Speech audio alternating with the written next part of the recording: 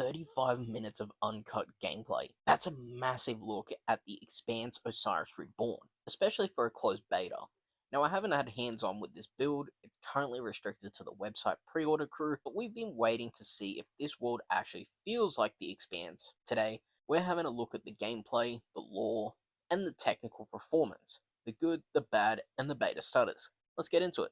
Right out the gate, the atmosphere is peak Expanse. We get a news broadcast detailing the destruction of Katzenberry and Jane Holden's viral video. For fans, this is the perfect anchor in the timeline. The dialogue between Zafar and the protagonist isn't just exposition. It feels grounded. The tension when director O'Connell realizes the Piranha was destroyed by a bioweapon cover-up sets a high bar for the stakes. The world building here is dense, and the facial animations, while still in beta, carry the weight of that drama well. Let's have a look at the mechanics. This isn't a standard cover shooter. We see a heavy emphasis on tactical squad commands. The player is using suppress and 1-2 advance commands that actually seem to matter. The standout feature though is the ship support. The player calls in PDC, which is Point Defense Cannon Fire, from the ship to clear out snipers and armored units. It's a massive power fantasy moment that bridges the gap between ground combat and ship scale warfare. It's loud, it's violent, and it looks incredibly satisfying.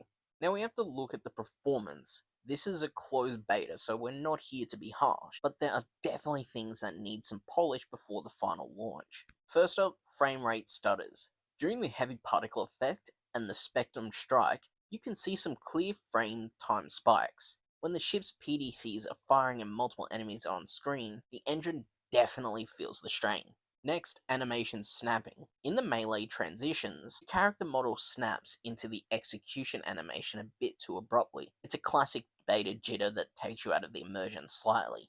And then AI pathing, an enemy unit takes a weird route into cover, briefly vibrating against a wall before correcting. And then texture pop-in. During the high-speed EVA sequence, some of the high-res textures on the station's semi-ring take a second to catch up as you fly past. Again, these are optimization issues. The core bones of the game look solid, but the polish phase is gonna be crucial. If there's one moment that sold me, it's the, and I know I'm not gonna pronounce this right, so I apologize for anyone who's a fan of the Expanse. Coriolis sequence. The game actually forces you to account for the station's rotation and the Coriolis force while jumping through debris.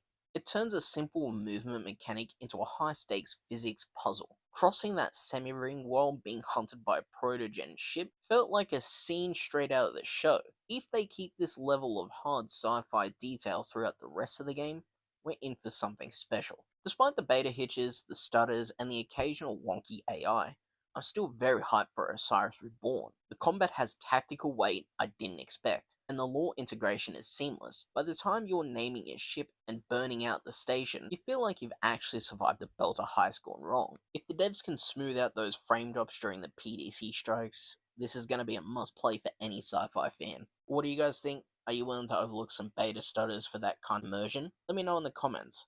I'm curious to see how many of you pre-ordered to get into the build. Don't forget to like and subscribe for more stuff like this, and I'll see you in the belt.